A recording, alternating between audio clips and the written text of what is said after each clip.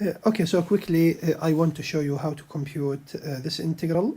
Remember, this is not a calculus 2 course, so we're not concerned too much with the computations. However, since maybe this is the first such integral, I want to show you how to find the value. Remember, in computing the surface integral over the hemisphere, using the parameterization method, we had this integral here. We said the final answer is 16 pi over 15. Then we did the same problem, but using the divergence theorem, and we said we will have for sure the same answer. So I want to show you the computations of the first integral now. So we have this integral. Clearly, we're integrating first with respect to theta, and because of cosine to the 4 theta, so we need the first thing to compute. So the first step is to compute the integral of cosine to the 4 theta d theta. Remember, to do this integral, unfortunately, we have to do it half 1 plus cosine to theta. Now this is cosine square, but since we're interested in cosine to the 4, you square it. This gives us a fourth, so these are the limits.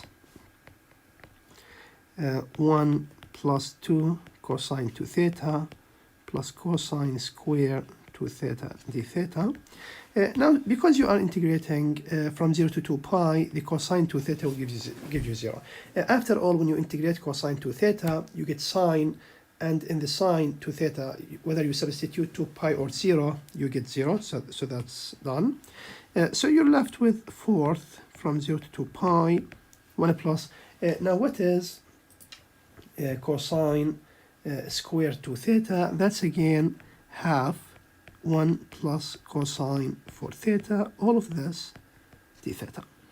Again, cosine for theta, when you integrate it, you get sine, you substitute, you get 0. So basically, what you are left with is fourth times 1 plus half, all of this multiplied with 2 pi. So this is fourth times 3 over 2 times 2 pi, which is 3 pi over 4. So this is the integral. This is the integral of cosine to the 4 theta from 0 to 2 pi. Okay. Now, once you do this integral, you go back to the original integral, and you say, okay, I want from 0 to pi over 2 sine to the 5 phi. Now, what's the integral of cosine to the 4? It's 3 pi over 4 plus sine phi cosine square phi. But when you integrate it with respect to theta, you get 2 pi. This is d phi. Now, for this integral,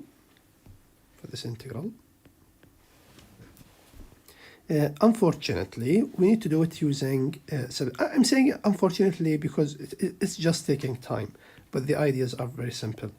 So now how do we compute whether this integral or this integral d phi? The idea, we use integration by substitution. Remember, this is done in details in calculus 2.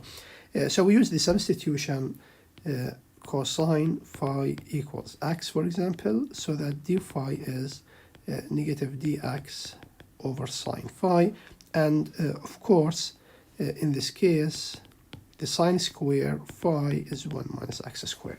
So now going back to our integral, when you substitute cosine phi also, when phi is 0, the x is 1. When phi is, because these are my limits, when phi is pi over 2, the x is 0. That's cosine pi over 2. So the new integral becomes integral. So the 0, the new limit becomes 1. The pi over 2, the new limit becomes 0. The sine to the 5 is just sine to the 5 plus 2 pi. The sine is just sine. The cosine squared is x squared. And the d phi is negative dx over sine phi. So now, the negative sign, I'm going to use it to flip the limits again. So the new limits are from 0 to 1. You can take the pi out. So this is 3 over 4. When you cancel Now, you can cancel sine phi with sine phi, and with this, you're staying with sine to the 4. So now, what is sine to the 4? It's sine square, but sine square is 1 minus x square. So sine to the 4 is 1 minus x square, all square, plus, again, the pi is out, to x square, all of this dx. And now this is a simple integral. So this is pi from 0 to 1, 3 over 4, 1 minus 2x squared plus x to the 4 plus 2x squared, all of this dx, which is pi times, so this is the 3 over 4. The integral of 1 is 1. The integral of 2x squared is 2x cubed over 3. When you substitute the limits, you get 2 over 3. The x to the 4 is x to the 5 over 5. When you substitute, you get 1 over 5. And this is 2 over 3. And when you compute this, and I'm going to compute it using my calculator, so 3 over 4 times 1 minus 2 over 3 plus 1 over 5, then plus 2 over 3, and that gives us exactly 16 over 15 times pi. So this is how we obtained the 16 pi over 15 in these computations. Now I'm leaving the other integral. So you have the second integral with rho, theta, and phi, a triple integral. You just need to expand the brackets and do as any other integral, and you will find it 16 pi over 15. If you don't get 16 pi over 15, something is wrong.